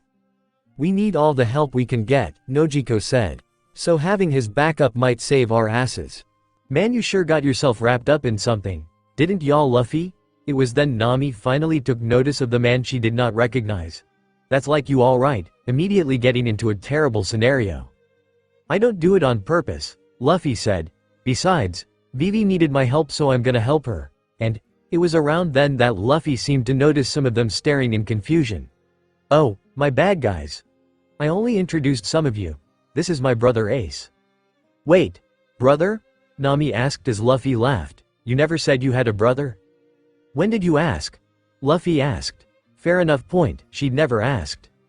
"This must be the complete batch, huh?" Ace asked. "The people you've made look after you for all this time." "I didn't make them," Luffy said. "Questionable," Nami replied, thinking back to when she met Luffy. What happened next, though, made her question if these two were really related. Ace bowed to them deeply. "Thank you guys for looking after this idiot," he said. "He's lost without people to help him, so thanks for getting him this far." "It was a lot of work," Nojiko said flatly. "How is your brother such a normal person and you're a freak?" Nami asked Luffy. "I'm normal," Luffy insisted, no one agreeing with him. As they continued to walk and talk, Ace turned to Luffy. "So Luffy, I came to find you 'cause I wanted to ask you something." "Yeah? What's that?" Luffy asked. "You and your crew want to come work with Whitebeard?" he asked, stunning everyone into silence. "Did you just say Whitebeard?" Yosaku cried out. "That's one of the strongest pirates in the whole world," Johnny shouted. "Nah," Luffy replied. "Not interested." Ace just laughed as the rest of the crew stared on in shock. "I figured you would say that," he said. "But, no damage in asking. You're aiming for the top, so there's no way you'd work for another man." "Damn right," Luffy replied. "I'm going to be the Pirate King." "What if I help Whitebeard become the king first?" "I'll just beat him to it." "Not likely." Nami watched in amusement as the brothers descended into an argument, the rest of the crew just watching as well. She was incredibly uneasy about having to work with Smoker, but she knew that Crocodile was too strong of an enemy to just refuse his help.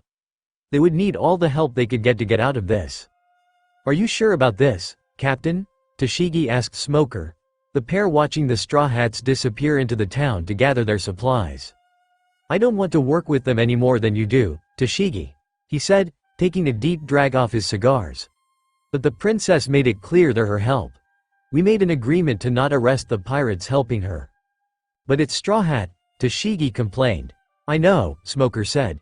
"But we were willing to ignore out duty for any random pirates. But not them? Will we allow our personal vendettas to get in the way of our mission here? Is your vendetta against that swordsman and his disciples worth more than the citizens of Alabasta?" "No," Tashigi conceded. "Exactly," Smoker replied. "It pains me to admit it, but we're aligning with the Straw Hats for now. Once we've dealt with Crocodile, we can look into arresting them." "I still can't believe this," Tashigi replied. "The boss of Baroque Works is Crocodile?" "We have no reason to distrust Princess Vivi," Smoker said. "So for now, we get what we need and meet up with them at the mouth of the river. Let's go, you lot." After gathering everything that they needed, the Straw Hat Pirates got aboard the Going Merry and set sail for the mouth of the river that led inland. On their way they spotted the Marines' ship waiting for them, all the men on board looking rather tense. "I guess this is where we part ways, you guys," Ace said as he jumped onto the railing. "Any of you heard the name Marshall Teach?" "Who's that?" Luffy asked, gaining interest in Ace's mission. Ace's expression darkened. "A former member of my division in Whitebeard's crew," he said. "Bastard killed a crew member." Silence fell upon the Merry at this. none of the Straw Hats knowing what to say. That would be like one of them killing another. The idea was sickening to them all. He's evaded me for half the damn Grand Line, but I swear I'll find him. Anyone heard anything? Luffy asked. No one spoke up. Sorry Ace, seems we've missed him. Didn't expect an answer, don't worry about it. Ace replied as his smile came back. Seems we've got visitors. Luffy made a face and turned to follow Ace's view, his eyes falling upon a group of ships tailing them. They flew unfamiliar colors, but he knew this couldn't be good. Those are Baroque Works agent ships, Vivi said. Did they see me in town? Likely, Marianne replied as she peered over the railing. The whole country is full of agents. I got it, Ace replied as he turned away from the crew. You'll owe me though, Luffy, keep that paper I gave ya close. I can handle them, Luffy accused. But Ace gave him no time to argue and leapt from the ship onto his small skiff down below. Kicking on his devil fruit powers, Ace soared towards the ships and, in one fell swoop, blasted through them with a massive gout of flame. Luffy laughed as the ships began to collapse in on themselves. Holy hell! Johnny shouted, his eyes nearly popping out from behind his glasses. How strong is your brother? He's fire first you idiot, Yosaku replied. Guy serves with Whitebeard, there's no way he's just some weakling. Let Ace handle them, Vivi said, also looking shocked regardless of her words. Let's go meet Smoker on land. Luffy gave his brother's destruction one last grin before he got off the Mary for land.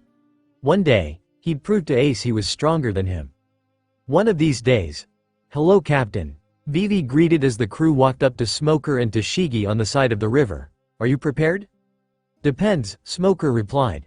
How far do we have to walk? It will take some time to get to Yuba, Vivi replied. I'd recommend packing light if I were you. Smoker made a face at this and looked back up at his ship. I've got a better idea, Smoker replied. Men? Luffy turned as a board was thrown off of the ship, presumably for gear to be transported down. His eyes widened as 5 camels descended from the ramp down into the sand. You've got camels, Smokey? He asked as he ran to inspect them. I rented them in town, Smoker replied with a huff. Figured it's better than walking through the desert. Although some of you may need to take turns. I didn't get a full head count of your crew, Straw Hat. I'll give it to ya for next time, Luffy said happily as he mounted a camel with almond-shaped eyes. So everyone can have a camel. Smoker just seemed agitated by this, climbing on top of his own camel with Tashigi. Luffy offered Nami a hand onto his, and she accepted. Johnny and Yosaku immediately climbed onto one excitedly, Chopper resting in Johnny's lap. Nomed another, Zoro and Usopp as well. This left Sanji on his feet. He tried to get onto Nijiko and Marianne's camel, but he was kicked off by the painter who said his legs were good enough to carry him for a while. He whined about it for a bit, but the only person who offered to switch was Usopp, who did so as a joke to see if he could get Sanji and Zoro on the same camel. Neither wanted any part of that. Everyone ready? Vivi asked as the arrangement settled. It will still take some time to get to Yuba. Let's go. What exactly is this thing? Nami asked as she played with the piece of paper in her hands. I dunno, Luffy replied. Ace told me to hold on to it, though. Why? I just said, I don't know. Nami made a face at this, trying to find any sort of hidden message in the paper. She found none, and sighed as she went to work sewing into the inside of Luffy's hat. She didn't have a clue what it was for, but clearly it had some time of value.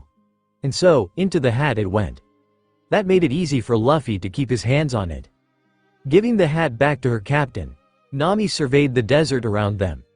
The group consisting of their crew, Captain Smoker, Tashigi and some of his marines had been walking through the desert for some time now on their way to Yuba.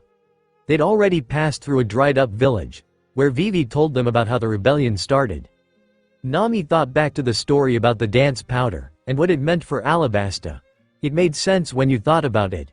Using the powder, Crocodile was sowing distrust amongst the populace that the king was keeping it raining wherever he was and letting them dry out and die. When confronted with such ideas, most people would agree a rebellion was in order, and here they were. Thank God we have these camels, Usopp said off to her side, otherwise we'd have been walking for hours, and I'd probably die. That's a bit dramatic, don't you think? Nijiko asked him. Usopp shook his head. No, look at Chopper. He's already dying. As if to prove his point, Usopp lifted up the panting reindeer and presented him to the crew. "It's 'cause he's furry, you moron," Sanji said pointedly as he walked alongside them. The poor guy hadn't gotten a camel, and had been forced to walk alongside the Marines. "These camels were a good idea though," Vivi said as she smiled at Smoker's direction. "Excellent thinking, Captain Smoker." "It's more like poor thinking on your part, Princess," Smoker replied with a look over his shoulder. "Traversing the Alabastion Desert with no transportation? That's pure insanity." "I can tell," Luffy said. "Vivi, were we seriously gonna do this with no camels?" Vivi just laughed weakly. "I mean, we didn't really have the money." "Nami has money," Luffy replied, Nami smacking him on the back of his head. "No I don't," she shouted. "Yes, you do," Nijiko said flatly. "Nijiko. It's the truth, little sister." Nami fumed irritably at being called out for having secret funds, but otherwise the trip grew quiet again. She did have to admit, though, the idea of doing this on her own 2 feet was horrific. At least Smoker had thought ahead. "Rocks up ahead," Tashigi said as the crew looked up. "We can rest out of the sun for a few minutes and then keep going." "Thank the gods," Chopper wheezed in Usopp's lap. "I'm going to have a tan all around my eyes," Johnny complained loudly as he adjusted his sunglasses. "I've never even seen you without your sunglasses, Johnny," Usopp said, raising an eyebrow. "Take them off, we don't even know what your eyes look like." "I'll keep them where they are, thank you," Johnny replied. "I don't want to expose my eyes to the sun." "Pansy," Yosaku muttered from behind his friend. Coming from Captain Mirror forehead, Johnny shot back as he flicked Yosaku's bald head. "Without my sunglasses I wouldn't even be able to look right at you." "Both of you shut up," Nijiko said irritably. "Yes big sis," they both said, quieting up. A rest would be good for them at this rate. Everyone was getting crabby from the sun, even with the change of clothes that protected them from it. Nami pulled the hood closer to her face as they got closer to the rocks, the camels coming to a stop. "What the hell is this?" Luffy asked. "What?" Nami asked, leaning to look past him. Up above, in the spaces between the rocks, were birds. All of them dead, lying on the ground. "Holy shit," Sanji remarked. "What happened here?" "Nothing," Vivi replied. "Nijiko-san, fire off a shot please." "Why?" Nijiko asked. Vivi just gestured for her to do it, so the woman sighed and reached for her gun and fired a shot. As the gunshot sounded, the birds squawked in terror and got up from the ground, flying away in fright. "What just happened?" Zoro asked in confusion. "Thieves," Vivi answered. "Those birds are notorious for pulling that trick on travelers. Had he tried to help we'd have been robbed blind of our supplies." "What would we do without you, Vivi?" Luffy asked with a laugh. "Get robbed, probably," Nami answered as she flicked the back of Luffy's head. "Your dumb ass probably would have tried to rescue the birds." "No I wouldn't," Luffy replied. Nami ignored him as everyone dismounted and ran for the shade that the rocks provided, the heat being abated by the darkness. "Oh that feels so nice," Chopper whispered weakly as he lay on his back on the sand. One of the camels made a noise next to him. "You're made for the heat, don't make fun of me." Nami smiled weakly at the scene, the reindeer conversing with the reindeer. It was cute beyond belief. Honestly, she had no way of knowing if Chopper could really understand animals, but from Karoo's excitement, it seemed to be real. "Speaking of Karoo, where was he?" "Hey Vivi," Nami spoke up as she drank some water. "Where is Karoo?" "I sent him ahead of us," Vivi answered back. "I gave him a letter meant for my father to deliver. It's about the Civil War and who's behind it."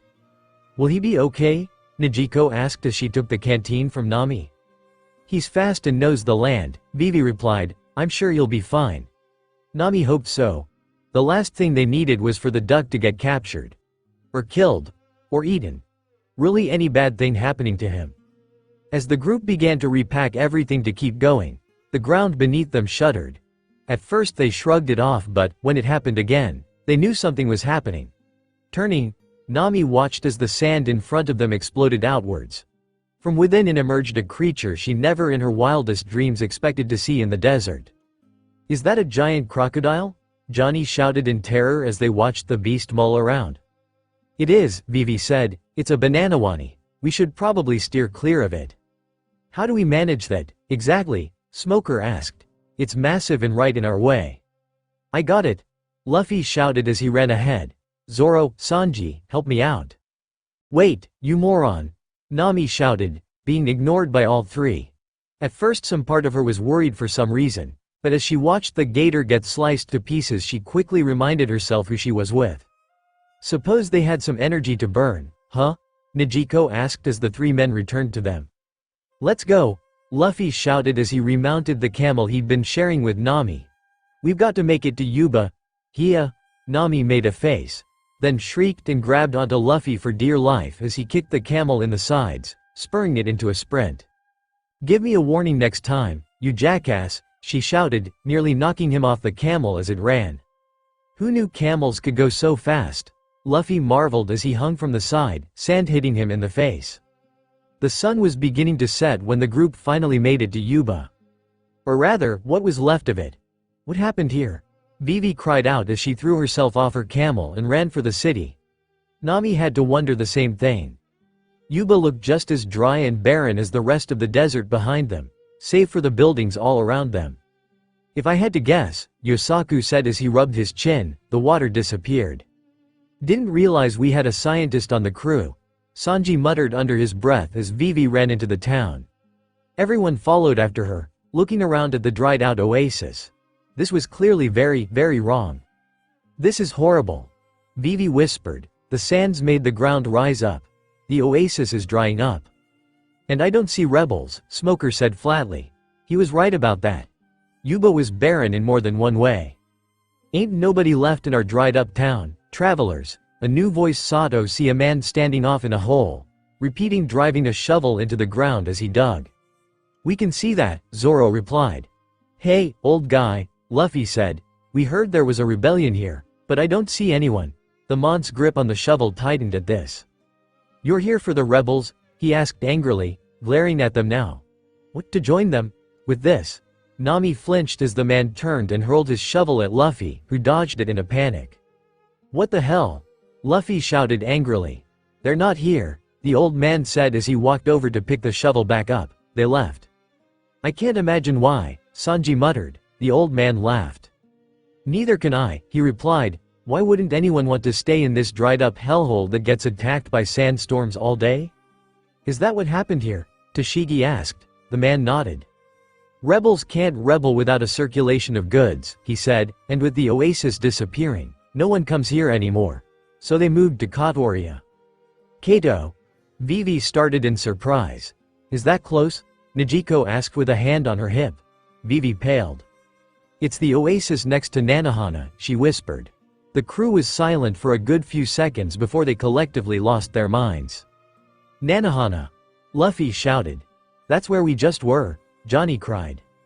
We had to backtrack, Chopper shouted, already sweating. Damn it. Smoker cursed, turning to his men. Let's get going, all of you. Princess Vivi, we have to go. Vivi? The old man asked. Did you just say Princess Vivi? He definitely didn't, Yosaku shouted as he put himself between the old man and Vivi. The man tossed the swordsman aside. Vivi, it's me, he shouted as he grabbed her hands. Don't you recognize me? I suppose I've lost some weight since back then.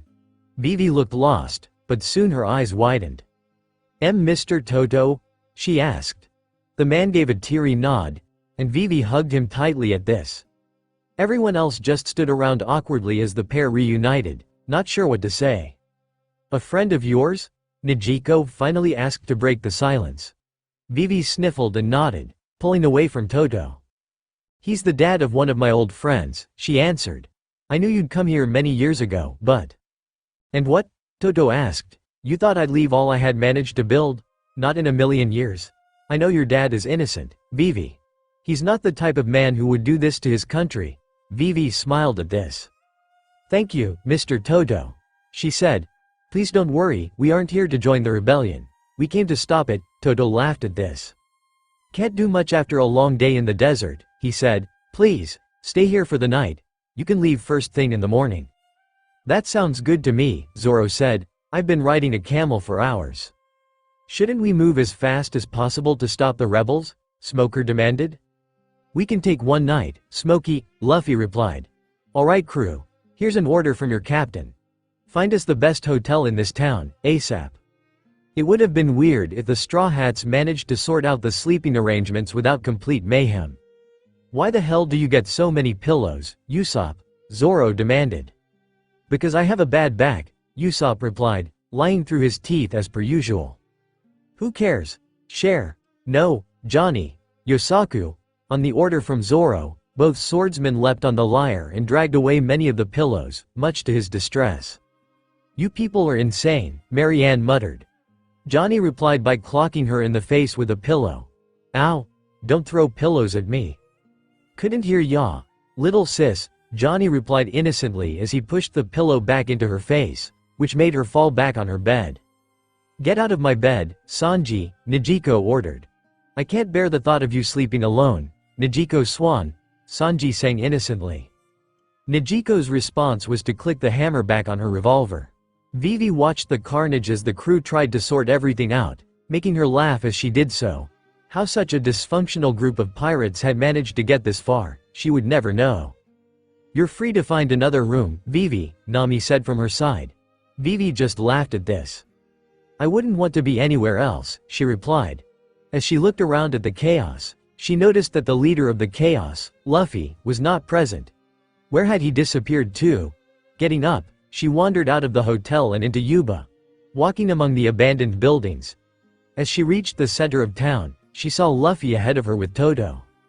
What are you doing? She asked as she reached them, Luffy turning to her. Your friend's digging for water, Luffy replied, can't seem to find any. There is water here, Toto insisted. I know there is, it's just deep down here. Vivi frowned at this as she stared down at the man, who looked so weak and ragged, digging as deep down into the hole as he could. Luffy was also watching him, looking rather irritated. Move, he finally said. What? Toto asked. Luffy didn't say anything more, jumping down into the hole, using his elastic arms. He dug his hands into the ground and began to throw handfuls of dirt into the air at astounding speeds. Toto got out of the hole to prevent getting some in his face, both of them now watching curiously as Luffy worked. He's sure full of energy for a man who just traversed a desert, he noted. He's usually like this, Vivi replied. Luffy must have only worked for a little bit, but soon he cried out in joy. Found it, he shouted. Vivi looked down to find the hole damp at the bottom, the sand turning dark brown as the water seeped out. There you go, boy, Toto exclaimed happily. I told you there was water down there, you're unlike others these days. No patience. Believing what you see the second you see it. This place is dry, the king being behind the drought. It's all ridiculous. Vivi decided telling Toto that Luffy was the direct opposite of patient, simply smiling as the captain pulled himself out of the hole. Don't worry old man, Luffy said, dirt smudged on his face. Vivi, the crew, and I are gonna stop the guy behind this. We'll make sure of it. Right Vivi? Vivi noted to reaffirm this. I hope, she said, if we don't, then. She didn't want to finish that thought. She couldn't bear the thought of failing. She'd honestly rather die than fail her country. Don't look so down, Vivi, Toto replied, if you're here, then the rebellion will surely stop. After all, who else could talk Koza down but you? The silence that followed was deafening. Vivi stared wide-eyed at Toto, who seemed to realize that she hadn't known about Koza. Luffy just looked confused. What's a Koza? He asked, scratching the back of his head. Vivi barely responded to him. He's a friend, she said. I had no idea, but I should have assumed. Prone to jumping to conclusions, that one, Toto remarked sadly, but it'll be okay Vivi, I promise. Koza will listen to you, I know he will. Vivi didn't know about that. Koza had always been a handful, even when they'd been kids. Even worse, he'd been stubborn. Would he listen, or had years of presuming her father was behind this too much for her to dissuade? God, she hoped he was smarter than he used to be. You should go and rest, Vivi, Luffy said, noticing her discomfort. What about you? She asked. The captain simply gestured backwards. I'll help the old guy dig for water, he said. He needs more than a mouthful. I'll be fine, son, Toto said. But Luffy was having none of it. He jumped back into the hole and began to dig with his hands, much to Vivi's dismay as the dirt he flung nearly hit her half a dozen times. Moving away, a small smile graced her face as she went back to the hotel, and the chaos inside. Maybe they could do this. What the hell do you mean, captured? Nico Robin had to admit, this meeting had taken a turn for the worst. After gathering the elite of Baroque works and Crocodile revealing himself, it should have been a simple explanation of the plan and go from there. But something had gone wrong, judging from how livid Crocodile looked. He was on the phone with someone, who was speaking in a hushed, panicked tone. After a few seconds of silence, Crocodile slammed the phone down, making the Den Den Mushi jump. Mr. 3, Mr. 5 and Ms. Valentine were captured by Marines, Crocodile hissed angrily. What? Mr. 2 shouted. Some agents spotted them tied up to the mast of a Marine ship in Nanohana's harbor. They may have been compromised, and for all we know Mr. 3 lied about taking the princess down. Silence fell upon the meeting as the agents struggled to understand what that meant. So the fuck up did as expected, Mr. 1, a mountain of a man, said. What's our next move? Crocodile was gritted his teeth, but still managed to speak. We find the princess and her pirate buddies, he said, and we kill them all. Ms. All Sunday. Show them the princess. Robin did as she was told and grabbed the photo of the princess that was taken before she disappeared several years before. It took all of a few seconds after the photo hit the table for Mr. 2 to gasp in surprise. I saw her, he exclaimed. Where? Crocodile demanded. She was on a pirate ship outside Alabasta. I thought nothing of it at the time, Crocodile grimaced at this. Which means she's already here, he hissed. Great. Mr. 2, did you get the faces of the pirates? I did. Robin watched as the man switched his face to a number of different men and women. All of them she recognized from her visit to their ship after Whiskey Peak. Seems they added a cute little reindeer, too. Get these faces circulated around to our agents, Crocodile commanded. We must stop her before she reaches the rebel leader. That will surely be her next move. Why's that again? Robin asked. Because she and the rebel leader used to be quite close, he replied. If she comes to him with definite proof that I am behind this, and not her father, he will believe her. This will all fall to ruin. Silence fell over the room, then, what the hell are you all waiting for? We have work to do. I quit. The entire crew watched, stunned, as Luffy threw himself down on the sand and didn't get up. No one really asked what he meant at first, thinking this must have been some dramatic ploy because he was tired. Get up, Luffy. Nijiko said as she wiped sweat from her brow. We have places to be. Nah, Luffy replied. I'm not going to CodesterA. And where are you going? Nami asked. Wherever Crocodile is, Luffy replied, enough wandering around. We need to stop the rebels first, Vivi said. After we calm them down, we can go after Crocodile. Nah, no point. Luffy replied. Vivi frowned at him, not sure what he meant. What are you talking about? She demanded. Whatever Croc's going to do, he's going to do it soon, Luffy replied. We need to make sure we get him before then. And if we wait, then the rebels might attack. Vivi countered. It's got to be our first step, making sure people don't die. People die all the time, Luffy replied offhandedly, like it didn't matter to him. We should just go and kill Crocodile. Vivi gritted her teeth at the captain's sudden attitude. Where was this coming from? Luffy, stop being difficult, Nami ordered, the rest of the crew watching uneasily. I'm not being difficult, I'm being realistic, Luffy replied. Why are we going with Vivi to CodesterA? We'd be better off getting to wherever Croc is. We should all be working as hard as he can, and instead Vivi's doing everything. Luffy. Vivi started. As much as it pains me to admit, Straw Hat makes a good point, Smoker said. We're focusing all in one direction. I agree the rebellion needs to be stopped, but Crocodile needs to be taken down as well. A two-pronged assault. We can't, Vivi shouted, fear flowing through her. Splitting up would be bad, someone could die. So what? Luffy demanded. Besides, if we don't stop Crocodile first he might catch wind that we warned the rebellion. Then he'd escape us. That what you want? If we go to him first, then we risk people seeing it as a move to take down a hero, Vivi replied. Did you forget he's a symbol of hope around here? Taking him down without warning the rebels first would cause chaos. Then ever more people would die. People die, it happens, he replied. Vivi had enough of this. Turning, she drove her foot into Luffy's side as he sat on the ground. Luffy did not take that well. Jumping to his feet, Luffy grabbed Vivi's cloak and punched her in the face. Luffy, you bastard! Sanji shouted somewhere, but Vivi's head was spinning. Stop being naive! Luffy shouted, glaring deep into Vivi's soul. People die. They die all the time. Rebels have died. Soldiers have died. Igaram died. We might too, but that's a risk we're all willing to take. Well, I wouldn't say everyone. Usopp mumbled somewhere to her left. Shut up, Usopp, Zoro said. Vivi focused intently on Luffy's wide eyes that led her to believe he was painfully aware of what he was talking about. Crocodile needs to pay for what he's done to you, to Alabasta, Luffy said steadily. And you want him dead more than anyone, don't you? You're dying to see him suffer. Vivi bit her lip at this.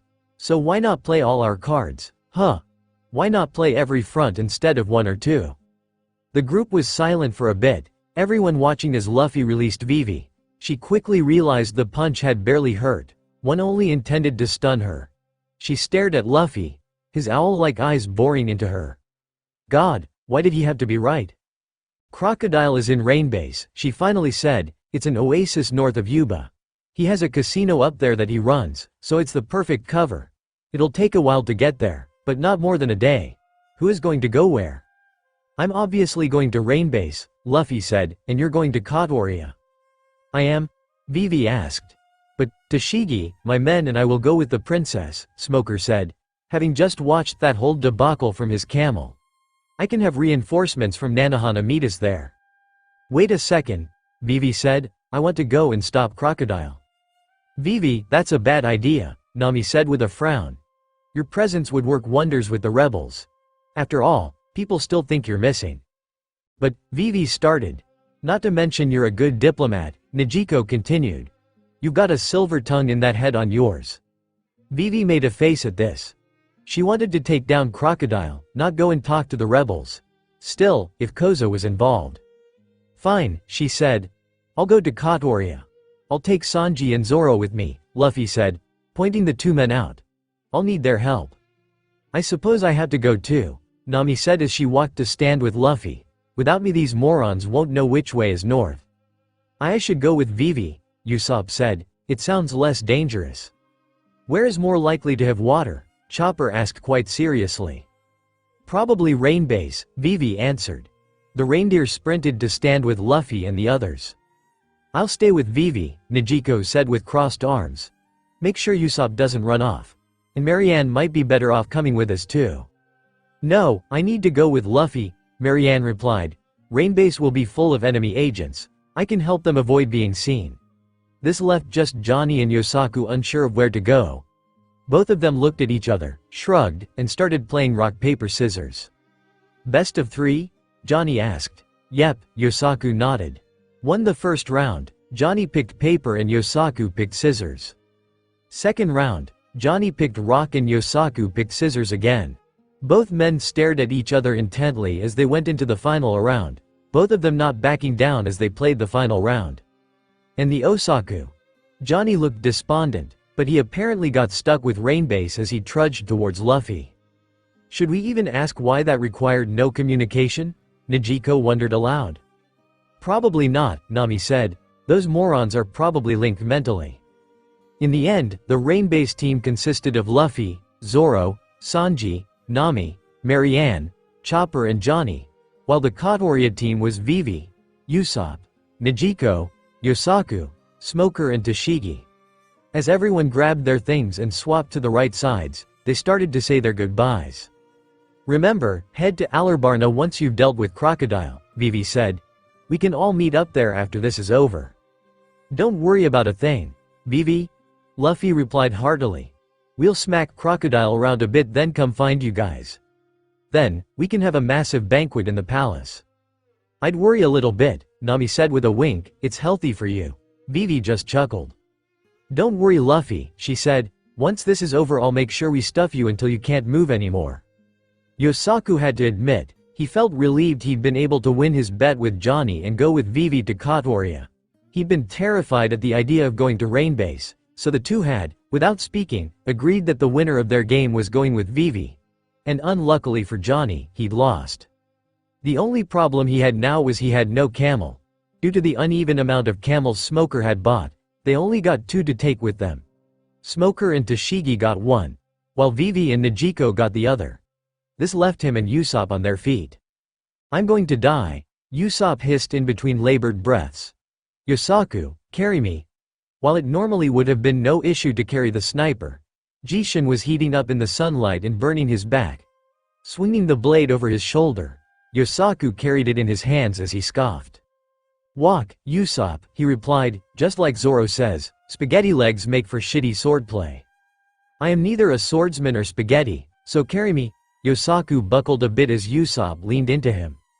"Get off me," Yosaku shouted back, pushing the sniper into the sand. Usopp pretended to choke on sand, but it really just made him look dumb. "Would the two of you quit it?" Najiko shouted, echoing through the dunes. Yosaku always felt bad whenever her piercing gaze silenced him. "Usopp, get on the camel." "I'll walk." Usopp was way too happy to switch, which left Najiko with him. "You didn't need to do that, big sis," Yosaku told her as they walked. "Yes, I did, otherwise he'd never shut up," Najiko replied as she rubbed the bridge of her nose. "Besides, I train with Sanji. I'm fine walking for now." Yosaku supposed that was true. After all, after Chopper, Usopp was the least physically prepared for this trudge through the desert. "So Princess," Smoker said from his own camel, "what's the plan if we can convince the rebels to stop?" "When, Captain," Vivi corrected. "When we stop the rebels, I plan on asking them to either work with my father to make peace, or have them spread out to stop Crocodile. If Luffy and the others fail, he can't be allowed to escape the country." "Do you think they'll fail?" Tashigi asked curiously. "I don't plan on making that assumption," Vivi replied carefully. As dumb as he might have been, Yosaku was no fool. She'd answered safely. Naturally Vivi wanted to believe in the others, but against a warlord, the odds weren't good for them. If they fail, we'll need the rebels' numbers and loyalty to Alabasta to catch him. "They'll be fine," Najiko said. It sounded more like she was trying to reassure herself than stating a fact. "They always are, right Yosaku?" "Yeah," Yosaku replied, ignoring the memories of Luffy nearly getting killed by Arlong, a number of them nearly getting turned into wax, Nami and himself getting deathly ill, and Luffy nearly freezing to death. They're always fine. "Luffy, swap with Zoro." "Why? I don't want to walk." "If that moron walks he's going to wander back to the East Blue, switch with him." "I'll happily hold your waist from behind," Nami swung. "Shut up, all of you." The crew descended into irritated silence as Luffy got off his camel for Zoro, who climbed up behind Nami. The navigator looked positively pissed, having already stopped Zoro from getting lost a few times. Meanwhile Chopper and Johnny just watched from the other camel they shared with Sanji quietly. The quiet was lasting unbearably long, so Johnny cleared his throat. "So, how long do you think we'll be on the road big sis Nami?" he asked curiously. "Assuming no other distractions happen, we'll get there by nightfall," Nami grumbled. "Hear that, Zoro?" Aye aye, Commandant," Zoro said sarcastically. "I hope there's a lot of water there," Chopper said from Johnny's lap. "I'm so freaking hot." "We can always shave you, little bro," Johnny offered. "I'd look like an idiot then," Chopper shouted. "But you'd be comfortable," Johnny countered. No is no, Johnny didn't see what the problem was. Chopper didn't really need his fur, did he? Oh well, maybe it was a reindeer thing. The group traveled uninterrupted for what felt like hours, but it was probably only a few minutes. Johnny had to admit, he was nervous. He hadn't wanted to go with the rain-based team, but he'd been given no other option. He'd lost to Yosaku, fair and square. "So, he started. What's the plan exactly?" "We kick Crocodile's ass," Luffy answered. "But, like, the actual plan," he clarified. "Vivi said that he owns a casino," Nami answered from the front. "If you ask me, we should don luxurious disguises and see if we can glean any information about him from others. And, play some games." "Shark," Zoro said flatly. "She smells rich people a mile away." "Am I really such a bad guy if I glean a few thousand berries off of patrons of Crocodile?" Nami asked him, but Zoro just scoffed. "Doesn't stop you from doing it to us," he answered. "Doing ship finances is not the same as robbing you. Is for you. So we get disguises and look for information," Johnny said to break the two up, and then? "Kick his ass," Luffy insisted. No one else spoke. So we just sneak in and kick his ass, Johnny replied, swallowing hard. Got it. Relax, Johnny, Luffy said as he flashed him a grin. How hard could it possibly be? We have people all across Rainbase, Crocodile, Robin said. Her partner didn't seem soothed by these words. I'll kill those four if I ever find them, he hissed. How dare they make a mockery of me? If this ruins the plan, they will never see the light of day again. That's a bit extreme for people who are probably going to jail for life, no? She asked. Don't start with me, Nico Robin, he grumbled as he flashed her an angry glare. She'd seen worse. Have we heard from our people in the rebels' ranks yet? No, they've reported that things are the same as before, she replied casually. I've given them orders to report to us if anyone resembling the princess is seen there. Crocodile didn't seem pleased even after this. Robin could understand why. The Straw Hats had thrown a massive wrench into his plans. Well, that and some particular agents who had been captured by the Marines. She spared a thought to wonder how exactly they'd been done in. Had the Straw Hats defeated them? Had the Marines stumbled on them breaking the law? How exactly do 3 people with devil fruits get captured? So many questions, not enough care to answer them. Achoo! Mr. 3 sneezed. His 2 friends strapped to the barrels groaned. Please stop, Ms. Valentine moaned. I just want to sleep. I can't help it if this ship is dusty, Mr. 3 replied. Just shut up, Mr. 5 hissed. All of you, be quiet. The 3 looked up at the Marines that had been stationed to watch them. Rifles pointed squarely at them. With the sea stone cuffs blocking their powers, it would take just a single shot to silence them forever. At least we aren't dead, Mr. 3 offered hopefully. If we'd returned to Mr. 0 without the princess dead, well, we would be. And the alternative of being better? Ms. Valentine asked. Not just anywhere either, one of the Marines offered mockingly. Impelled down. The inescapable prison. If what we heard about your organization is true, that's where you're all headed. Still better than being dead, Mr. 3 offered. Another Marine laughed at this. You say that now.